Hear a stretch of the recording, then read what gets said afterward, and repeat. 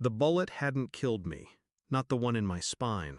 It was the message that did it. A sterile beep echoed beside my bed as I opened the text. Her name lit the screen. No emojis, no heart. The doctor said you might not walk again. I didn't sign up for this. I'm taking the kids and the house. No punctuation at the end, just an ending. I stared at it too long, not because I was surprised, because I wasn't. The nurse asked if I was in pain. I said no. Pain is something you feel when you still have hope. I didn't. So I typed 2 words with hands that didn't shake. As you wish. And then I made a single call. 1 contact. Top of my list. A voice that hadn't changed since the desert. I said, "Execute Protocol Echo." He didn't ask why. It started 3 months before the deployment. A coldness in her hands. A delay in her kiss. I blamed the distance, the training, the countdown to another goodbye.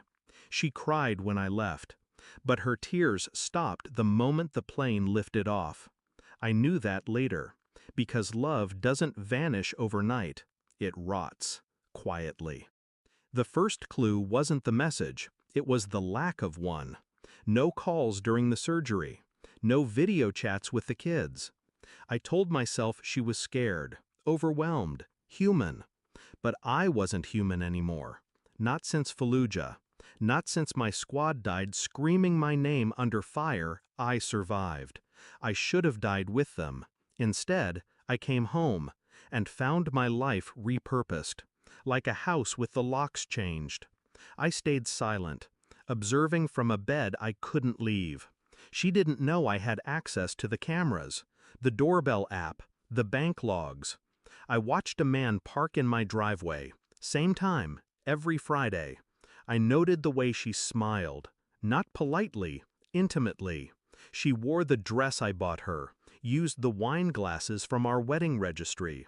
Our youngest called him Uncle Nate. His hand lingered on her waist too long. I didn't scream, didn't cry.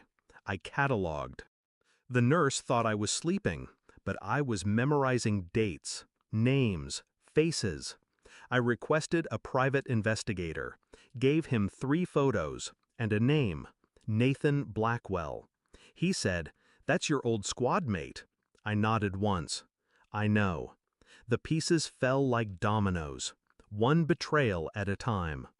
The dossier landed on my lap in a plain folder, 73 pages, receipts, hotel timestamps, paternity doubts.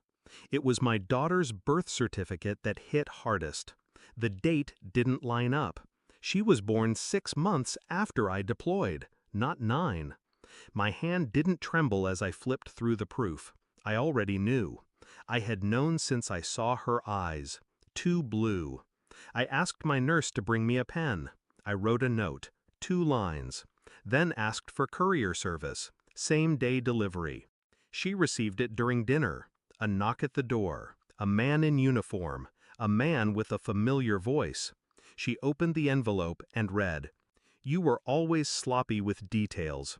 Check page 29. The screaming began 12 minutes later. I counted. 24 hours later, my phone buzzed. 32 missed calls, 12 voicemails.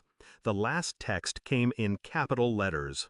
"Why is the army packing up my house? What did you do?" I stared at the screen like it was someone else's life. I didn't reply. Instead, I opened the live feed. 2 military trucks, 3 men boxing up furniture. My name still on the deed. She came outside, wild-eyed, wearing the hoodie I bled on before deployment. A sergeant handed her a letter, stamped with a seal.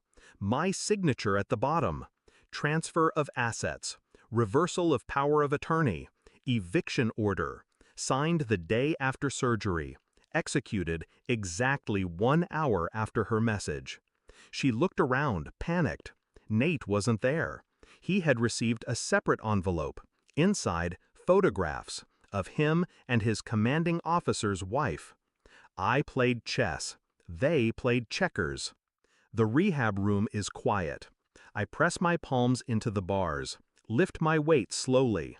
Pain blooms, but I welcome it. I walk 3 steps, 3 more than she expected. The therapist cheers. I don't smile. Progress is a funny thing. It looks like movement, but sometimes it's just removal of dead weight, of false love, of lies. I don't want her back. I want her to remember the silence. That moment when the walls closed in, when her fake world collapsed brick by brick, all while I sat quietly, watching. She thought I was broken, but I was simply rebuilding. And the next time someone says, I didn't sign up for this, I'll say nothing. Because I don't recruit liars, I discharge them. Permanently. Moral of the story? Betrayal doesn't end the war. It starts the reckoning.